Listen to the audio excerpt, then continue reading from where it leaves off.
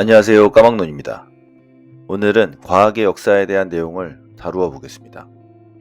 우주의 탄생에서부터 초신성, 우주의 팽창, 상대성 이론, 지구의 나이, 그리고 판구조론 등등 인류의 역사가 진화하는 과정에서 너무나도 훌륭한 과학자들이 너무나도 많은 노력과 끈기로 자연의 법칙을 발견해 왔습니다. 밤하늘에 떠 있는 별들을 관찰하고 우리가 서 있는 발밑을 조사하고 누군가가 발견한 법칙을 활용해서 또 다른 법칙을 발견하면서 인류는 진화해 왔습니다. 너무나도 방대한 과학의 역사에 대해 이야기해주는 책이 있습니다. 바로 빌 브라이슨의 거의 모든 것의 역사라는 책인데요.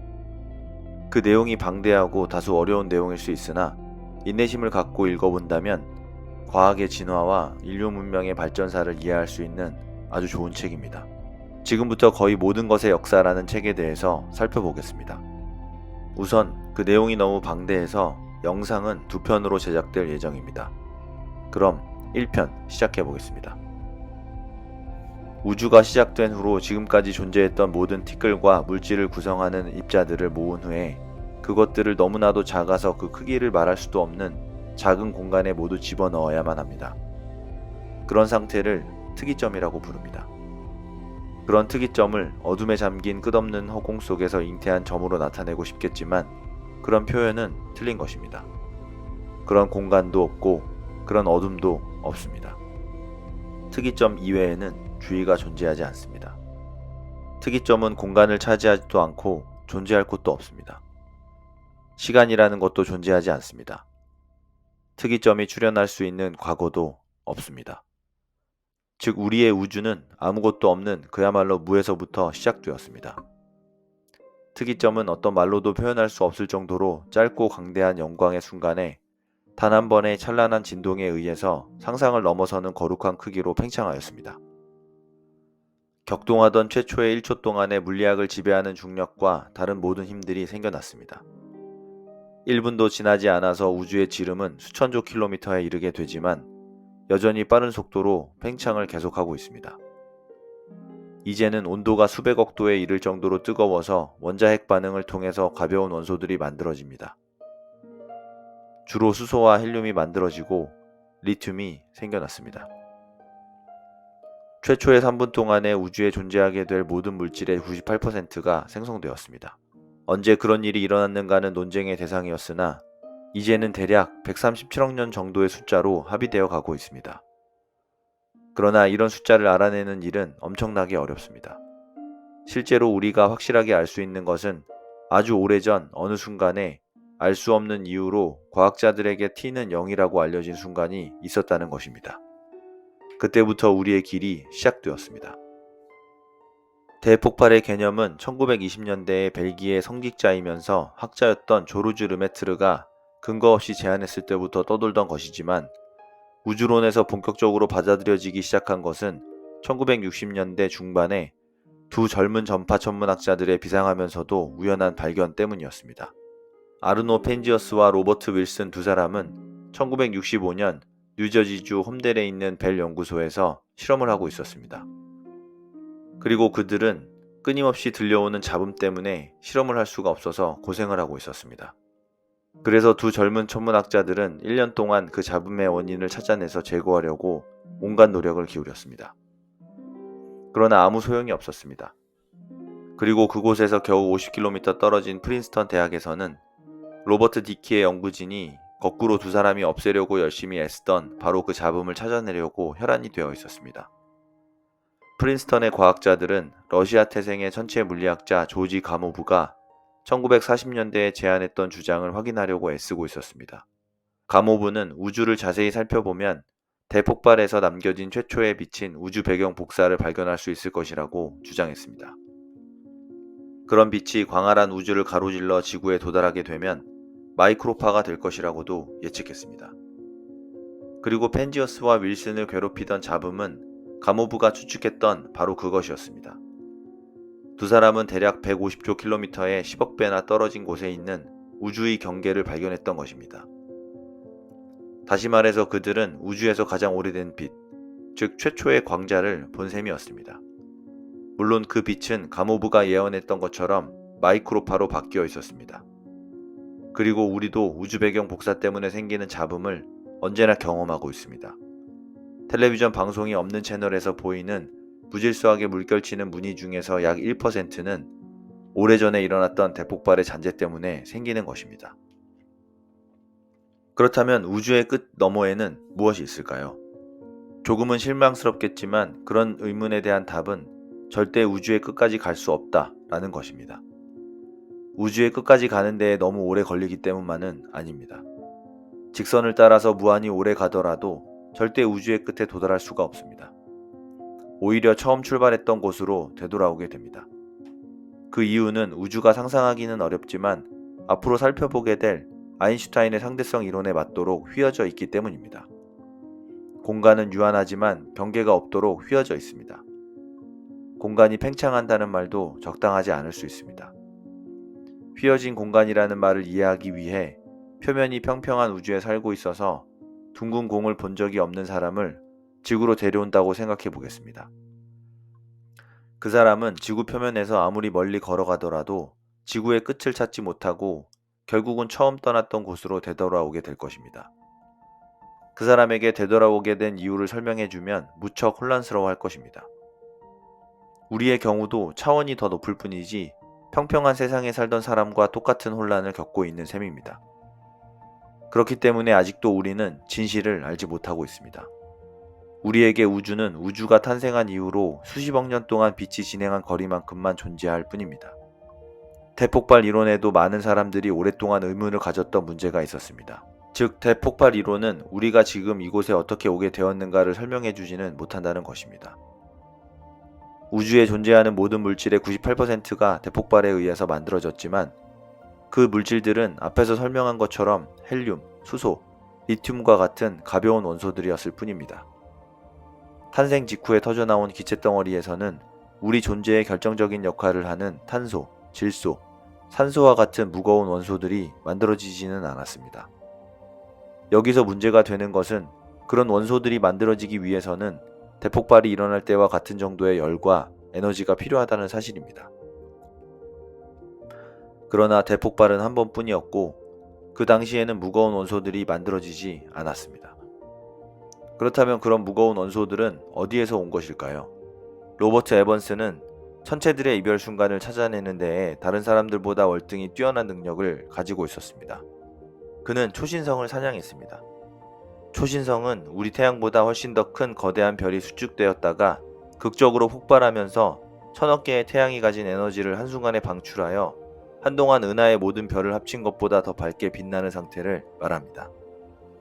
에번스에 따르면 초신성은 1조 개의 수소폭탄이 한꺼번에 터지는 것과 같습니다. 500광년 이내의 거리에서 초신성이 폭발한다면 우리는 모두 사라져버릴 것입니다. 그러나 우주는 너무나도 광활해서 초신성이 폭발하는 곳은 우리에게 해를 끼치기에는 너무 먼 곳입니다. 사실은 대부분의 초신성이 상상할 수 없을 정도로 먼 곳에서 폭발하기 때문에 우리에게 도달하는 빛은 희미하게 반짝일 정도로 보입니다. 한 달 정도의 기간 동안만 관측되는 초신성이 다른 별들과 구별되는 것은 하늘에 비어있던 곳에서 갑자기 나타난다는 것뿐입니다. 에번스 목사는 밤하늘을 가득 메우고 있는 수많은 별들 중에서 그렇게 비정상적이고 아주 가끔씩 반짝이는 작은 점을 찾아내려고 애쓰고 있었습니다. 수천억 개의 별로 이루어진 대부분의 은하에서도 초신성 폭발은 200에서 300년 만에 한 번 정도 일어납니다. 그러므로 초신성을 찾으려는 노력은 엠파이어 스테이트 빌딩의 전망대에 올라서서 망원경으로 맨하튼을 둘러보면서 21살 생일 케이크에 불을 붙이는 사람을 찾아내는 것과 같습니다. 그리고 초신성 폭발이 없었더라면 우리가 이곳에 존재할 수도 없었을 것입니다. 즉, 대폭발에서 가벼운 원소들은 많이 생겼지만 무거운 원소들은 만들어지지 않았습니다. 그런 원소들은 훨씬 후에 만들어졌지만 아무도 그런 원소들이 어떻게 만들어지게 되었는지를 알아낼 수가 없었습니다. 우리가 존재하기 위해서 꼭 필요한 탄소나 철과 같은 원소들이 만들어지기 위해서는 가장 뜨거운 별의 중심보다도 더 뜨거운 상태가 필요한데 초신성이 바로 그 해답이었습니다. 그런 사실을 밝혀낸 사람은 독특한 개성을 가지고 있었던 영국의 우주론학자였습니다. 그는 요크셔 출신의 과학자 프레드 호일이었습니다. 호일의 이론에 의하면 폭발하는 별은 엄청난 양의 열을 방출해서 모든 새로운 무거운 원소들을 만들고, 그렇게 만들어진 원소들이 우주로 튕겨져 나가서 성간 매질이라고 알려진 기체 상태의 구름을 형성하게 됩니다. 그리고 성간 물질은 결국 서로 뭉쳐져서 새로운 태양계들이 나타나는 것이죠. 약 46억 년 전에 지금 우리가 살고 있는 곳에서 지름이 약 240억 킬로미터 정도인 거대한 기체와 먼지 덩어리의 소용돌이가 뭉쳐지기 시작했습니다.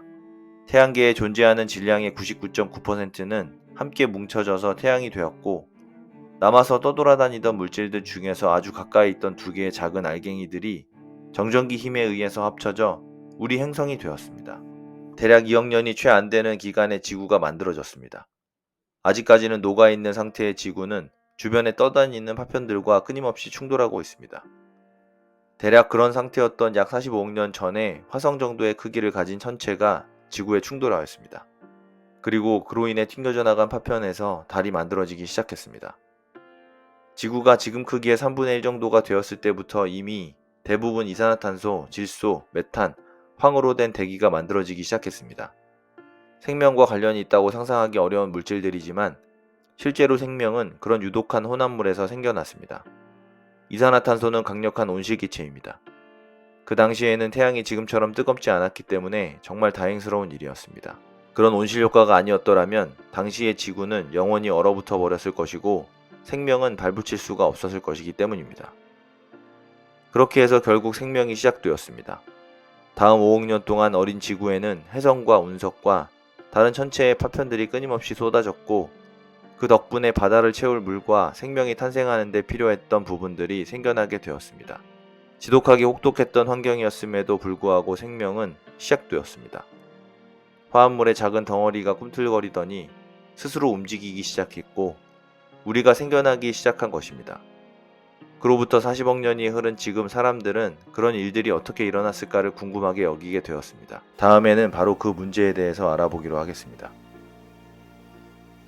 18세기 당시 사람들은 얼마 전부터 지구에 대해 알고 싶어하는 강한 욕망에 사로잡혀 있었습니다. 지구가 얼마나 오래되었고 얼마나 무거우며 우주의 어느 곳에 있고 어떻게 지금의 상태가 되었는가에 대해서 알고 싶어 했습니다. 해답을 찾는 과정의 시작은 영국의 천문학자 에드먼드 헨리였습니다. 그가 인류에게 남긴 가장 위대한 업적은 행성들이 타원이라고 알려진 일그러진 궤도를 따라 움직이는 이유에 대해 몰두했다라는 점이었습니다. 그리고 과감하게 케임브리지까지 가서 루카스 수학 교수였던 아이작 뉴턴의 도움을 청했다는 점일 것입니다. 아이작 뉴턴은 2년 동안 칩거하면서 프린키피아로 더 잘 알려진 그의 걸작 자연철학의 수학적 원리를 완성했습니다. 그 책은 천체의 궤도를 수학적으로 설명해 주었고 천체들을 그렇게 움직이도록 한 힘인 중력의 개념을 처음으로 소개하였습니다. 갑자기 우주의 모든 움직임을 이해할 수 있게 되었던 것입니다.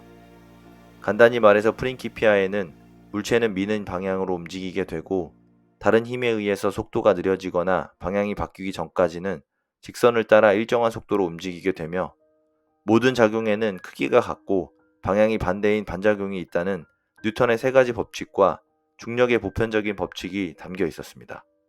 우주의 모든 물체는 다른 것들에 의해서 끌리게 된다는 뜻이었습니다. 파도의 출렁임과 행성의 움직임, 포탄이 지면에 떨어지기까지의 정확한 궤적, 시속 수백 킬로미터의 속도로 돌고 있는 지구 위에 서 있는 우리가 우주로 튕겨져 나가지 않는 이유 등을 비롯해서 너무너무 많은 문제를 해결해 주었던 뉴턴 법칙의 의미가 완전히 이해되기까지는 상당한 시간이 걸렸습니다.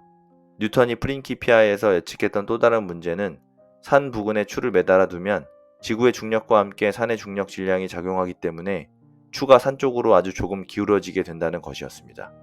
그것은 단순한 호기심의 문제가 아니었습니다. 만약 추가 기울어진 정도와 산의 질량을 정확하게 알아낼 수만 있다면 그것으로부터 G라고 표시하는 보편적인 중력 상수의 값과 지구의 질량도 알아낼 수 있게 되는 것이었습니다. 그러나 이 문제는 30년 후에 영국의 왕립 천문대장 네빌 메스켈린이 다시 도전할 때까지 묻혀 있어야만 했습니다. 메스켈린은 1774년 여름 넉 달 동안 스코틀랜드의 외딴 산골짜기에 설치한 텐트에서 수백 번씩의 측정을 반복했습니다. 그렇게 얻은 숫자들을 이용해서 산의 질량을 알아내는 복잡한 계산은 허턴이라는 수학자에게 맡겨졌습니다. 측량사들은 지도 위에 고도를 표시하는 숫자를 가득 적어 넣었는데 허턴은 혼란스러워 보이는 숫자들 대신에 고도가 같은 점들을 연필로 연결하면 산의 모양을 알아보기가 훨씬 쉬워진다는 사실을 발견했고 이것이 바로 등고선이 되었습니다. 허턴은 쉬알리온에서의 측정을 근거로 지구의 질량이 대략 5천조톤이라고 밝혔고 그것을 이용해서 태양을 비롯한 태양계에 있는 중요한 천체의 질량을 모두 알아낼 수 있었습니다. 그래서 한 번의 실험을 통해서 지구, 태양, 달, 다른 행성들과 그들의 위성들의 질량을 모두 알아냈고 덤으로 등고선을 그리는 방법도 알아낼 수 있었습니다. 그러나 그런 결과에 대해서 모두가 만족해하지는 않았습니다. 쉬알리온 실험의 단점은 산의 실제 밀도를 알 수 없었기 때문에 정확한 숫자를 얻을 수 없었다는 것이었습니다. 허턴은 산의 밀도가 물의 2.5배에 해당하는 보통 암성의 밀도와 같을 것이라고 가정했고 그런 가정은 쉽게 받아들이기 어려웠습니다. 그리고 그 문제에 관심을 가지게 된 사람은 조용한 요크셔 지방의 손힐이라는 마을에 살던 존 미첼이라는 시골 목사였습니다. 외딴 곳에서 평범하게 살기는 했지만 미첼은 높은 평가를 받았던 18세기의 위대한 과학자였습니다. 그러나 그가 남긴 업적 중에서 가장 천재적이고 큰 영향을 남긴 것은 지구의 질량을 측정하는 데에 쓸 장치를 고안해서 제작한 것이었습니다. 불행하게도 그는 실험에 성공하기 전에 사망해버렸고 헨리 캐번디시라는 당시에 은퇴하고 있었던 런던의 유명한 천재 과학자가 그의 아이디어와 장비를 이어받게 되었고 1797년 흥미로운 실험을 수행하게 되었습니다. 미첼의 장비를 조립하였는데 그 속에는 추, 평형추, 진자, 축, 비틀린 줄들이 장치되어 있었고 기계의 중심에는 납으로 만든 158kg짜리 공 2개가 작은 공 옆에 매달려 있었습니다. 그리고 그는 큰 공에 의해서 나타나는 작은 공들의 중력 편향을 측정하면 중력 상수를 측정할 수 있을 것이라고 생각했습니다. 중력 상수를 알면 지구의 무게, 더 정확하게는 질량을 알아낼 수 있다고 생각했습니다. 그의 실험은 믿을 수 없을 정도로 정교했고 7가지의 서로 관련된 측정을 모두 마치기까지는 거의 1년이 걸렸습니다. 마침내 계산을 끝낸 캐번디시는 지구의 질량이 오늘날의 단위로 표시하면 1.3 곱하기 10의 22승파운드, 즉 60억 톤의 1조배에 해당한다고 발표했습니다. 오늘날 과학자들은 박테리아의 질량도 측정할 수 있을 정도로 정교하고 20m 떨어진 곳에서 하품을 하더라도 결과가 달라질 정도로 민감한 장비를 사용하지만 1797년 캐번디시의 측정 결과보다 훨씬 더 정확한 결과는 얻지 못하고 있습니다. 오늘날 지구의 질량은 캐번디시의 결과에서 1% 정도 다른 59억 7250만 톤의 1조배로 밝혀져 있습니다. 이런 결과들은 모두 캐번디시가 측정을 하기 110년 전에 뉴턴이 아무런 실험적 근거도 없이 제시했던 값과 거의 같다는 사실도 흥미롭습니다. 그러니까 19세기 말에 이르러 과학자들은 지구의 모양과 크기는 물론이고 태양과 다른 행성으로부터의 거리에 대해서 정확하게 알게 되었던 것입니다. 또한 집을 한 번도 떠나지 않고서도 지구의 질량을 알 수 있게 되었습니다. 이제 지구의 나이를 알아내는 것은 비교적 간단한 것이라고 생각하기 쉽지만 사실은 그렇지 않았습니다. 인간은 자신이 살고 있는 행성의 나이를 알아내기도 전에 원자를 쪼개고 텔레비전과 나일론과 즉석 커피를 먼저 만들어냈습니다. 그 이유를 알아내려면 북쪽의 스코틀랜드에 가서 잘 알려지지는 않았지만 지질학이라는 새로운 과학 분야를 만들어낸 천재를 만나보아야 합니다.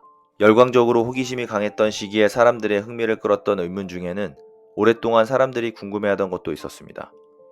오래된 조개껍질과 같은 해양생물의 화석이 산꼭대기에서 자주 발견되는 이유가 바로 그런 의문 중에 하나였습니다. 도대체 그런 화석들이 어떻게 그곳까지 옮겨졌을까요? 허턴은 바로 그런 수수께끼 같은 문제에 대해서 놀라운 통찰력을 가지고 있었습니다.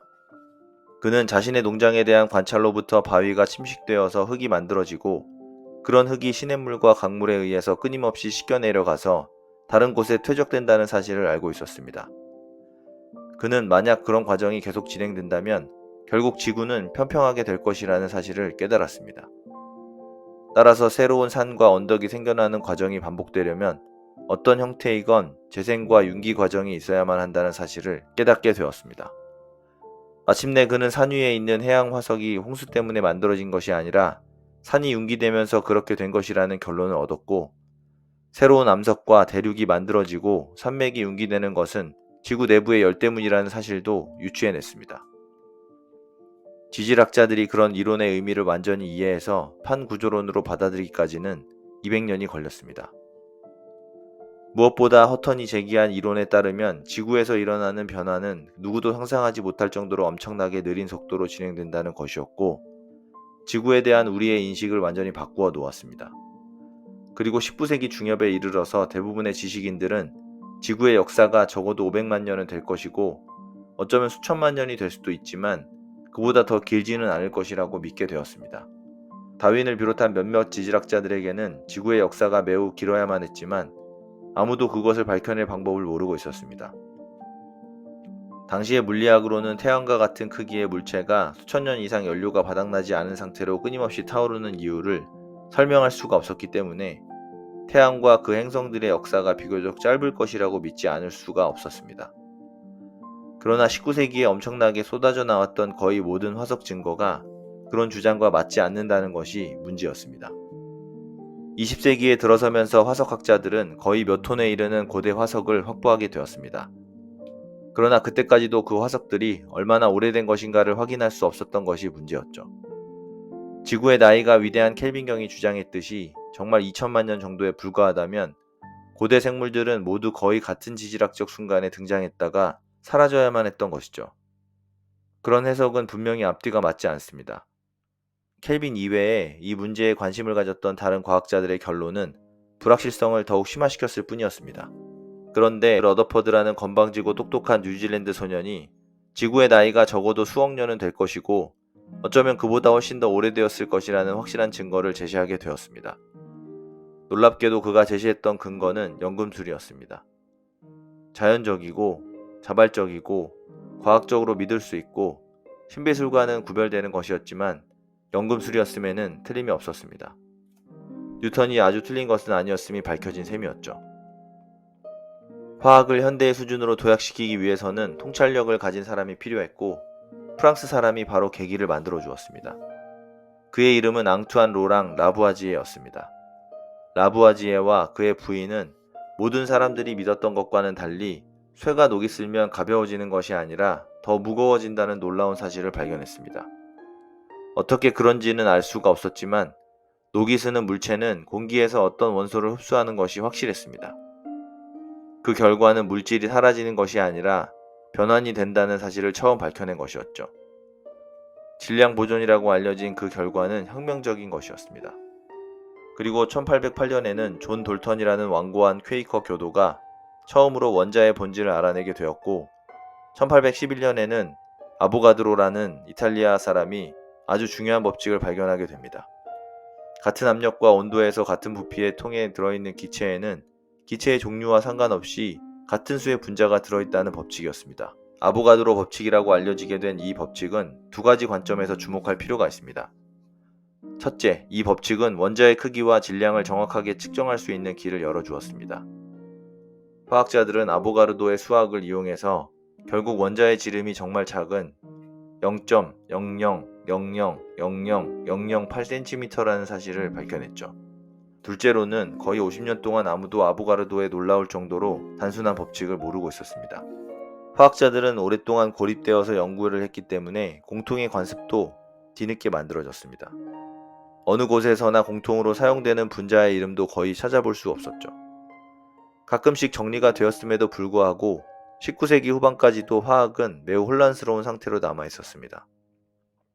그래서 사람들은 1869년에 드미트리 이바노비치 멘델레예프라는 상트페테르부르크 대학의 독특하고 정신나간 사람처럼 보이는 교수가 명성을 얻게 된 것을 반기게 되었습니다. 멘델레예프는 종류와 번호에 따라서 카드를 행과 열로 늘어놓는 솔리테어라고 알려진 미국의 카드놀이와 비슷한 방법으로 원소들을 늘어놓고 가로줄을 죽이라고 부르고 세로줄을 족이라고 불렀습니다. 원소들의 그런 배열에서는 위아래와 좌우로 분명한 규칙성이 드러났습니다. 구체적으로 말해서 세로줄에는 비슷한 화학적 성질을 가진 원소들이 들어갔고 그래서 모두가 금속에 속하는 구리 밑에 은이 오고 그 밑에는 금이 놓이게 되고 기체에 속하는 헬륨, 네온, 아르곤이 같은 줄에 들어가게 되었습니다. 한편 가로줄에는 원자핵에 들어있는 양성자의 수에 해당하는 원자 번호가 늘어나는 방향으로 원소들이 배열되었습니다. 수소는 한 개의 양성자를 가지고 있기 때문에 원자 번호가 1이고 주기율표의 첫 칸에 들어가게 되는 것입니다. 우라늄은 92개의 양성자를 가지고 있어서 주기율표의 거의 끝부분에 있는 원자 번호 92에 해당하는 칸에 들어간 것이죠. 주기율표는 대부분의 사람들에게는 추상적으로 그럴듯한 것에 지나지 않지만 화학자들에게는 가장 훌륭한 질서와 명확함을 뜻하는 것이 되었습니다. 19세기에 이루어진 업적 중에서 화학자들에게 놀라웠던 것이 또 있었습니다. 그 업적은 1896년에 우라늄 염덩어리를 서랍 속에 들어있던 포장된 사진판 위에 아무렇게나 던져두었던 앙리 베크렐에 의해서 시작되었습니다. 얼마 후에 사진판을 꺼내본 그는 마치 빛에 노출된 것처럼 우라늄 덩어리의 흔적이 사진판에 새겨져 있는 것을 발견하고 깜짝 놀랐습니다. 우라늄염이 알 수 없는 종류의 빛을 방출하고 있었던 셈이었습니다. 자신의 발견이 중요한 것일 수도 있다고 생각했던 베크렐은 당시 대학원 학생이었던 폴란드 이민자 마리 퀴리에게 그 이유를 알아보도록 맡겨버렸습니다. 갓 결혼한 남편 피에르와 함께 일하던 퀴리는 어떤 종류의 암석은 상당한 양의 에너지를 일정하게 방출하면서도 겉으로 보기에는 크기는 물론이고 다른 어떤 성질도 달라지지 않는다는 사실을 발견했습니다. 두 부부는 그 암석들이 아주 효율적인 방법으로 질량을 에너지로 변환시키고 있었다는 사실을 알아낼 수는 없었습니다. 물론 그런 사실은 10여 년이 지난 후에 아인슈타인이 설명을 하게 될 때까지는 아무도 이해할 수 없었습니다. 마리 퀴리는 그런 현상을 방사능이라고 불렀고 그 연구를 하던 중에 두 종류의 원소를 발견하게 되었습니다. 하나는 그녀의 조국의 이름을 따서 폴로늄이라고 불렀고 다른 하나는 라듐이라고 불렀습니다. 몬트리올의 맥길 대학에 있던 뉴질랜드 출생의 젊은 어니스트 러더퍼드가 새로 밝혀진 방사성 물질에 관심을 가지게 되었습니다. 그는 동료와 함께 작은 양의 물질에 엄청난 양의 에너지가 들어있다는 사실과 지구가 뜨거운 이유가 대부분 그런 방사성 붕괴 때문이라는 사실을 밝혀냈습니다. 그들은 또한 방사성 원소가 붕괴되면 다른 종류의 원소가 된다는 사실도 발견했는데 그것은 우라늄 원자가 며칠 후에는 납 원자로 변해버릴 수 있다는 것이었습니다. 그것은 정말 놀라운 사실이었습니다. 그것이 바로 연금술이었기 때문이었습니다. 아무도 그런 일이 자연에서 저절로 일어날 것이라고는 상상도 하지 못했습니다. 실용주의자였던 러더퍼드는 그런 현상을 유용하게 활용할 수 있을 것임을 알아낸 최초의 과학자였습니다. 그것이 바로 잘 알려진 반감기였고 신뢰할 수 있을 정도로 일정한 속도로 일어나는 붕괴 현상을 일종의 시계로 이용할 수 있다는 사실을 깨달았던 것입니다. 현재 남아있는 방사성 물질의 양과 그것이 얼마나 빠르게 붕괴되는가를 알면 거꾸로 그 시료의 연대를 계산할 수 있게 되는 것이죠. 그는 우라늄 광석인 역청 우라늄 광 조각을 연구해서 그것이 7억 년이나 된 것이라는 사실을 밝혀냈습니다. 당시 사람들이 지구의 나이라고 믿었던 것보다 훨씬 오래된 것이었습니다. 그리고 붕괴의 정도를 측정하는 방사성 연대 측정법으로 지구의 실제 나이가 10억 년이 넘는다는 사실을 밝혀내기까지는 수십 년이 더 걸리게 되었습니다. 과학이 올바른 길로 들어서기는 했지만 아직도 먼 길을 가야만 했습니다. 그리고 초기 핵과학자들이 방사성 물질의 위험성을 모른 채로 연구에 몰두했던 덕분에 20세기 초가 되었을 때는 지구가 유서 깊은 행성이라는 사실이 분명해졌습니다. 그러나 얼마나 오래되었는가에 대해서 확실하게 알게 되기까지는 반세기가 더 필요했습니다.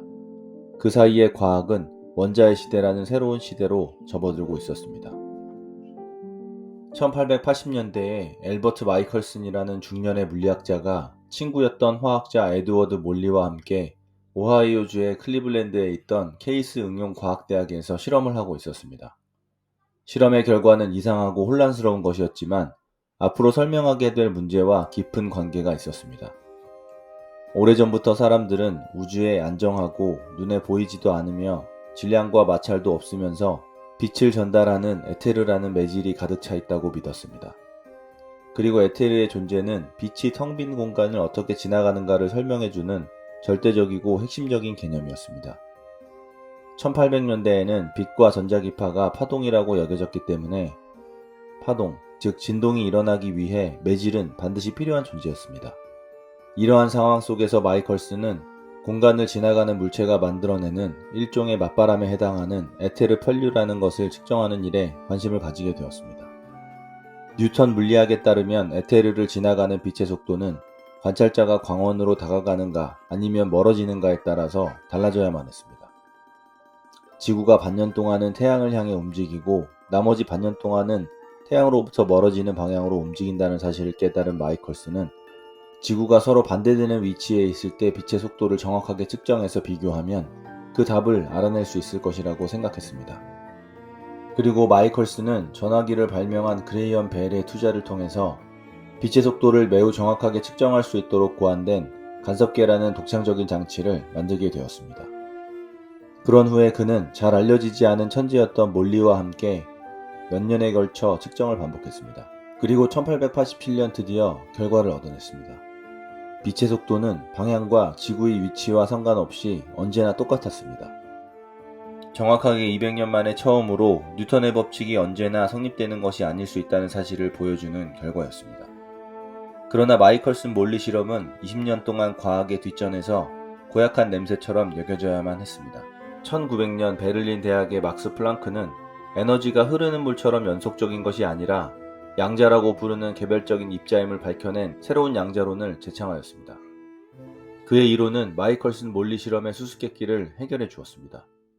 빛이 파동이 아니라는 것을 증명해 주었던 것이죠. 그리고 먼 안목으로 보면 그의 양자론은 현대 물리학 전체의 기초로 자리 잡게 되었습니다. 그것은 세상이 바뀌게 될 것이라는 최초의 증거였습니다. 그러나 정말 새로운 시대의 시작을 알리는 기념비적인 사건은 대학의 실험실이 아니라 베른의 국립특허국 도서관의 젊은 관리가 물리학 연보라는 학술지에 몇 편의 논문을 발표했던 1905년에 일어났습니다. 그의 이름은 알버트 아인슈타인이었습니다. 그는 그 해에 물리학 연보에 5편의 논문을 발표했습니다. 그의 첫 논문은 플랑크의 양자론을 이용해서 광전효과라는 빛의 성질을 설명한 것으로 그에게 노벨상을 안겨주었습니다. 그리고 그 덕분에 텔레비전이 만들어질 수 있게 되었죠. 두 번째 논문은 원자가 정말 존재한다는 사실을 증명해 주었고, 세 번째 논문은 세상을 완전히 바꾸어 버렸습니다. E는 mc제곱이라는 그의 유명한 방정식은 그 논문이 아니라 몇 달 후에 발표된 짤막한 보충 자료에 들어 있었습니다. 학교에서 배운 것처럼 이 식에서 E는 에너지를 나타내고 m은 질량, c제곱은 빛의 속도를 제곱한 것입니다. 간단히 말해서 이 식은 질량과 에너지가 동등하다는 의미를 담고 있습니다. 질량과 에너지는 존재의 두 가지 형식으로 에너지는 물질을 해방시켜주고 물질은 준비된 상태로 기다리는 에너지라는 뜻입니다. 빛의 속도를 제곱한 c제곱은 엄청나게 크기 때문에 이 식에 따르면 물질에 갇혀있는 에너지의 양은 그야말로 엄청납니다. 아인슈타인의 이론은 우라늄 덩어리가 어떻게 엄청난 에너지를 일정한 속도로 방출할 수 있는가를 설명해 주었습니다. E는 mc제곱에 따라서 아주 효율적으로 질량을 에너지로 전환시키기 때문입니다. 별들이 수십억 년 동안 불타면서도 연료가 바닥나지 않는 이유도 설명해 주었습니다. 아인슈타인은 간단한 식을 통해서 지질학자와 천문학자들이 단번에 수십억 년을 이야기할 수 있도록 해주었습니다. 무엇보다도 특수상대성 이론은 빛의 속도가 일정하고 절대적이라는 사실을 밝혀주었습니다. 어떤 것도 빛의 속도를 넘을 수가 없습니다. 그의 이론 덕분에 빛은 우주의 본질을 이해하기 위한 핵심적인 개념이 되었습니다. 그뿐이 아닙니다. 빛을 전달해준다는 에테르가 존재하지 않는다는 사실을 명백하게 밝혀서 오랜 숙제를 해결해 주었습니다. 그리고 아인슈타인의 다음 생각은 역사상 사람들이 떠올렸던 생각 중에서도 가장 훌륭한 것이었습니다. 아인슈타인에게 떠올랐던 생각은 중력 문제에 대한 해답의 시작과도 같았습니다. 그는 처음부터 자신의 특수상대성 이론에 무엇인가가 빠진 것이 있고 그것이 바로 중력이라는 사실을 분명하게 알고 있었습니다. 특수상대성 이론이 특별했던 이유는 속도가 줄어들지 않은 상태로 움직이는 물체를 대상으로 한다는 것이었습니다. 그렇다면 빛이 중력과 같은 장애물을 만나면 어떻게 될까요? 거의 10년 동안 그 문제와 씨름을 하던 그는 마침내 1917년 초에 일반 상대성 이론에 대한 우주론적 고려라는 논문을 발표하게 되었습니다. 물론 1905년의 특수상대성 이론도 엄청나게 중요한 업적이지만 일반 상대성 이론은 전혀 달랐습니다. 그의 이론이 없었더라면 오늘날에도 우리는 그런 이론이 등장할 날을 기다리고 있었을 것입니다.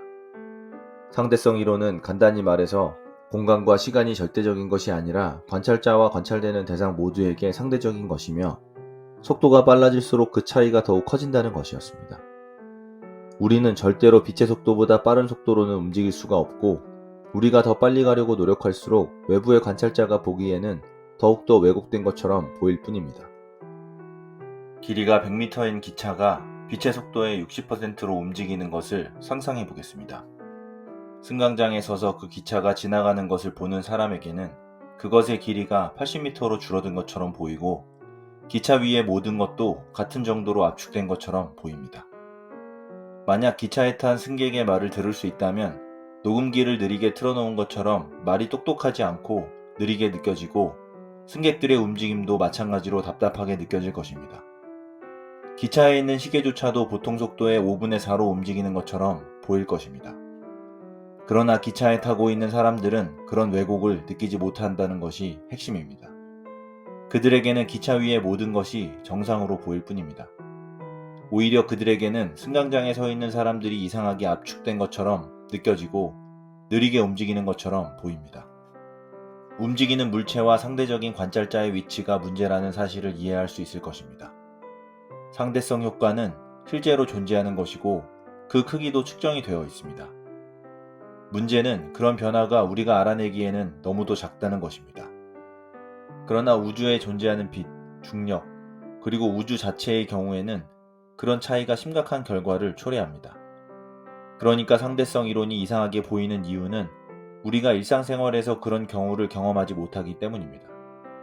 일반 상대성 이론의 개념들 중에서 우리의 직관에서 벗어나기 때문에 가장 이해하기 어려운 것은 시간이 공간의 일부라는 주장입니다. 우리는 본능적으로 시간이 영원하고 절대적이고 불변의 것이라고 생각합니다. 시공간의 개념을 설명하는 일반적인 방법은 매트리스나 고무판처럼 쉽게 휘어지는 평면 위에 쇠구슬처럼 무겁고 둥근 물체가 올려져 있는 경우를 상상하는 것입니다. 쇠구슬이 놓여있는 평면은 쇠구슬의 무게 때문에 조금 늘어나서 눌립니다. 그런 현상이 바로 태양과 같은 무거운 물체가 시공간에 미치는 효과와 비슷합니다. 무거운 물체가 시공간을 늘어나고 휘어지고 구부러지게 만듭니다. 만약 훨씬 더 작은 구슬이 같은 평면 위를 굴러간다면 그 구슬은 뉴턴의 법칙에 따라서 직선으로 움직이려고 하겠지만 무거운 물체 가까이에서는 아래로 늘어진 평면에 기울기 때문에 아래쪽으로 휘어지면서 무거운 물체 쪽으로 이끌리게 됩니다. 그것이 바로 시공간의 휘어짐에 의해서 생기는 중력입니다. 질량을 가지고 있는 모든 물체는 우주의 평면에 약간의 짓눌림을 만들어냅니다. 무엇보다도 아인슈타인의 일반 상대성 이론은 우주가 팽창하거나 수축해야만 한다는 주장을 담고 있습니다. 그러나 우주론 학자가 아니었던 아인슈타인은 우주가 고정되어 있고 영원하다는 일반적인 믿음을 그대로 인정했습니다. 그는 거의 반사적으로 자신의 식에 우주상수라는 것을 포함시켰습니다. 중력의 효과를 의도적으로 상쇄시켜버리는 그 상수는 수학적인 멈춤 버튼과 같은 것이었습니다. 우연의 일치였지만 아인슈타인이 자신의 이론에 우주상수를 포함시켰던 비슷한 시기에 애리조나의 로엘 천문대에서 일하던 베스토 슬라이퍼라는 천문학자가 먼 곳의 별에서 오는 빛을 분광기로 분석하고 있었습니다. 그는 별들이 우리로부터 멀어지는 것처럼 보인다는 사실을 발견했습니다. 슬라이퍼가 관찰하고 있던 별들은 분명히 도플러 이동 현상을 나타내고 있었습니다. 도플러 효과는 우리에게서 멀어져가는 빛은 스펙트럼의 붉은 쪽으로 이동하고 다가오는 빛은 푸른 쪽으로 이동하는 현상을 말합니다. 슬라이퍼는 최초로 빛에서 그런 효과를 관찰했고 그것이 우주의 움직임을 이해하는 중요한 단서가 될 수 있다는 사실을 처음으로 인식했습니다. 그리고 그 발견에 대한 영광은 자존심 덩어리였던 에드윈 허블에게 돌아갔습니다. 허블이 처음 망원경을 들여다보기 시작했던 1919년에 우리에게 알려진 은하는 우리의 은하 하나뿐이었습니다. 10년 동안 허블은 우주가 얼마나 오래되었고 얼마나 큰가라는 두 가지 가장 근본적인 문제에 도전했습니다. 그 문제를 해결하기 위해서는 은하들이 서로 얼마나 멀리 떨어져 있고 그것들이 우리로부터 얼마나 빨리 멀어져 가고 있는가를 알아야만 했습니다. 적색 이동은 은하가 멀어져 가는 속도를 가르쳐 주기는 했지만 은하가 얼마나 멀리 있는가를 알려주지는 못했습니다.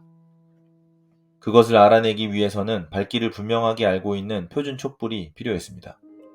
그리고 표준 촛불을 만드는 일은 하버드 대학 천문대에서 근무하던 헨리에타 스완 리비트라는 천재적인 여성에 의해 해결되었습니다. 그녀는 세페이드 변광성이라고 알려진 형태의 별이 마치 별들의 심장박동처럼 일정한 리듬으로 진동한다는 사실을 알아냈습니다. 세페이드 변광성들은 연료를 모두 태워버리는 과정에서 아주 규칙적으로 밝아졌다가 어두워지는 과정을 반복하고 있었습니다. 천재였던 리비트는 하늘의 다른 곳에 있는 세페이드 변광성들의 상대적인 크기를 비교하면 서로 얼마나 떨어져 있는가를 알아낼 수 있다는 사실을 깨달았습니다. 다만 그 방법으로 알아낼 수 있는 거리는 절대적인 것이 아니라 상대적인 거리일 뿐이었습니다. 그리고 허블은 베스토 슬라이퍼의 적색이동 현상과 리비트의 표준 촉부를 이용하여 두 별 사이의 거리를 측정하기 시작했습니다. 결국 그는 우주는 우리의 은하만이 아니라 수많은 독립적인 은하로 구성된 섬우주라는 사실을 밝혀냈습니다. 허블은 그런 발견만으로도 명성을 얻을 수 있었습니다. 그러나 그는 도대체 우주가 얼마나 큰가라는 문제에 도전하면서 더욱 놀라운 사실을 발견하게 되었습니다. 허블은 애리조나의 슬라이퍼처럼 먼 곳에 있는 은하들의 스펙트럼을 측정하기 시작했습니다. 그리고 모든 은하가 우리에게서 멀어져 가고 있다는 사실을 알아냈고, 은하가 멀어져 가는 속도와 거리는 명백하게 서로 비례한다는 사실도 밝혀냈습니다. 즉, 멀리 있는 은하일수록 더 빨리 멀어져 가고 있었습니다. 그 결과는 정말 놀라운 것이었습니다. 우주는 모든 방향으로 빠르고 균일하게 팽창하고 있었습니다. 그런 사실로부터 우주가 한 곳의 점에서 시작되었을 것이라는 사실을 깨닫기는 그리 어렵지 않았습니다. 아인슈타인과 허블이 거대한 우주의 구조를 밝혀내기 위해서 열심히 노력하는 동안에 다른 사람들은 더 가까이 있으면서도 멀기는 마찬가지인 언제나 신비로웠던 뭔가에 대해 이해하기 위해 애를 쓰고 있었습니다. 원자들은 수명이 대단히 길고 수가 많아서 유용하지만 대단히 작기 때문에 그 존재를 알아내고 이해하기가 어렵습니다. 원자의 시대의 첫 번째 영웅으로 떠오른 사람은 어니스트 러더퍼드였습니다. 그는 1910년에 금방막에 알파 입자라고 부르는 이온화된 헬륨 원자를 쏘아보냈고, 일부 입자들이 뒤로 튕겨져 나온다는 사실을 알고 깜짝 놀라게 되었습니다. 그는 오랜 생각 끝에 뒤로 튕겨져 나오는 입자들은 원자의 중심에 있는 무엇인가 작고 단단한 것에 충돌한 것이고, 나머지 입자들은 아무런 방해도 받지 않고 지나간 것이라는 것을 발견했습니다. 결국 러더퍼드는 원자의 대부분은 빈 공간이고 중심에는 밀도가 아주 큰 핵이 있다는 사실을 깨달았습니다. 러더퍼드의 발견은 궤도를 돌고 있는 전자들이 서로 충돌할 수 없다는 것을 비롯한 심각한 문제들을 제기했습니다. 보통의 전기 동력학 이론에 따르면 그렇게 날아다니는 전자는 에너지를 모두 잃어버려야만 했습니다. 전자가 한순간에 모든 에너지를 잃어버리면 핵으로 휘돌아가게 돼버리고, 그렇게 되면 양전하를 띤 양성자들이 서로 튕겨져 나가면서 원자 전체를 폭파시켜 버릴 것입니다. 그런데 그렇게 되지 않고 원자핵 속에 안정하게 뭉쳐져 있는 이유는 무엇일까요? 아주 작은 원자의 세계에서 일어나는 일은 우리가 경험하는 거시 세계에 적용되는 법칙에 의해서 지배되지 않는다는 사실은 확실한 것처럼 보였습니다. 그리고 러더퍼드와 함께 일했던 닐스 보어라는 덴마크 젊은이가 그때 기념비적인 논문을 발표하였습니다. 원자와 분자들의 구성에 대하여 라는 제목의 논문에서 그는 전자들이 핵으로 끌려 들어가지 않는 이유가 전자들이 확실하게 정의된 궤도만을 차지할 수 있기 때문이라고 주장했습니다. 그의 새로운 이론에 따르면 두 궤도 사이를 움직이는 전자는 한 궤도에서 사라지는 바로 그 순간에 다른 궤도에서 나타나게 되지만 그 사이의 공간은 절대로 지나갈 수가 없습니다. 양자도약이라고 알려진 이 유명한 발상은 정말 이상한 것이었지만 믿지 않을 수가 없었습니다. 그의 이론에 따르면 전자가 핵으로 휘돌아가는 재앙도 일어날 수가 없었을 뿐만 아니라 전자는 특별한 궤도에서만 존재할 수 있기 때문에 그런 궤도에서 나타날 수 있을 뿐이었습니다. 그것은 놀라운 통찰력이었고, 그 덕분에 보어는 아인슈타인이 노벨상을 받은 그 이듬해였던 1922년에 노벨 물리학상을 받았습니다. 그리고 러더퍼드는 원자핵이 왜 폭발하지 않는가를 설명하는 모델을 찾아냈습니다. 그는 양성자들 사이의 반발력을 상쇄시켜주는 어떤 입자가 있을 것이라고 생각하고 그것을 중성자라고 불렀습니다. 이 생각은 단순하고 매력적이었지만 증명하기는 쉽지 않았습니다. 러더퍼드의 동료였던 제임스 체드윅은 무려 11년이나 걸려서 마침내 1932년에 중성자의 존재를 밝히는데 성공했습니다. 그리고 유럽의 과학자들은 전자의 이상한 거동을 이해하기 위해서 모든 노력을 기울였습니다. 그들이 해결해야 했던 가장 중요한 문제는 전자가 입자처럼 행동하기도 하지만 파동처럼 행동하는 경우도 있다는 것이었습니다. 1926년에 이르러 하이젠베르크는 슈레딩거의 파동역학과 본인이 제안했던 행렬역학을 결합시켜 양자역학이라고 알려지게 된 새로운 분야를 정립했습니다. 전자는 파동으로도 설명할 수 있는 입자라는 의미를 담고 있는 하이젠베르크의 불확정성의 원리가 그 핵심이었습니다. 여기서 말하는 불확정성이란 전자가 공간에서 움직이는 과정과 어느 순간에 어떤 위치에 존재하는지를 알아낼 수는 있지만 두 가지 모두를 알아낼 수는 없다는 것을 의미했습니다. 어느 하나를 측정하려고 시도하면 반드시 다른 하나를 변화시키게 되기 때문이었습니다. 이 문제는 더 정밀한 측정기구가 있다고 해결되는 문제가 아니라 우주가 가지고 있는 불변의 특성 때문에 생기는 문제인 것입니다. 우리는 불확정성의 원리 때문에 전자가 어느 순간에 어디에 있는가를 절대로 정확하게 예측할 수 없게 됩니다. 전자가 어느 곳에 있을 확률만 이야기할 수 있을 뿐입니다. 전자는 관찰될 때까지는 존재하지도 않습니다. 또는 조금 다르게 표현하면 전자는 관찰되기 전까지는 어느 곳에나 있으면서 어느 곳에도 존재하지 않는 것으로 여겨져야만 합니다. 양자론의 그런 이상한 특성들 때문에 양자론의 전부 또는 일부를 싫어하는 물리학자들도 많았습니다. 특히 아인슈타인보다 양자론을 더 싫어했던 사람은 없었습니다. 그래서 그는 신은 주사위 놀이를 하지 않는다라는 유명한 말을 남기기도 했습니다. 아인슈타인은 신이 창조한 우주에서 영원히 알 수 없는 것이 존재한다는 사실을 믿을 수가 없었습니다. 더욱이 입자가 몇 조 킬로미터 떨어진 곳에까지 순간적으로 영향을 미친다는 장거리 작용의 개념은 특수상대성 이론에 완전히 어긋나는 것이었습니다. 특수상대성 이론에 따르면 어떤 것도 빛의 속도보다 빨리 움직일 수 없음에도 불구하고 물리학자들은 아원자의 수준에서는 정보가 빛보다 더 빨리 전달될 수 있다고 주장했던 것입니다. 한편 양자물리학 때문에 전에는 생각하지 못했던 골치 아픈 문제가 생겼습니다. 갑자기 우주의 거동을 설명하기 위해서 두 세트의 법칙이 필요하게 되었습니다. 미시세계를 설명하는 양자론과 더 큰 우주를 위한 상대론이 그것이었습니다. 상대론에서의 중력은 행성이 태양 주위를 공전하는 이유와 은하들이 뭉쳐지는 경향을 보이는 이유를 아주 잘 설명해 주었지만 입자 수준에서는 아무 의미가 없었습니다. 원자들이 존재하는 이유를 설명하려면 다른 종류의 힘을 도입해야만 했습니다. 결국 1930년대에 강력과 양력이 발견되었습니다. 강력은 양성자들이 서로 뭉쳐서 원자핵을 만들 수 있도록 해줍니다. 양력은 일부 방사성 원소의 붕괴 속도를 조절하는 등의 좀 더 미묘한 역할을 합니다. 양력은 그 이름과는 달리 중력보다 10억 배의 10억 배의 10억 배만큼 더 강하고 강력은 그보다 훨씬 더 강력합니다. 그러나 영향은 아주 좁은 범위까지만 미칠 수 있습니다.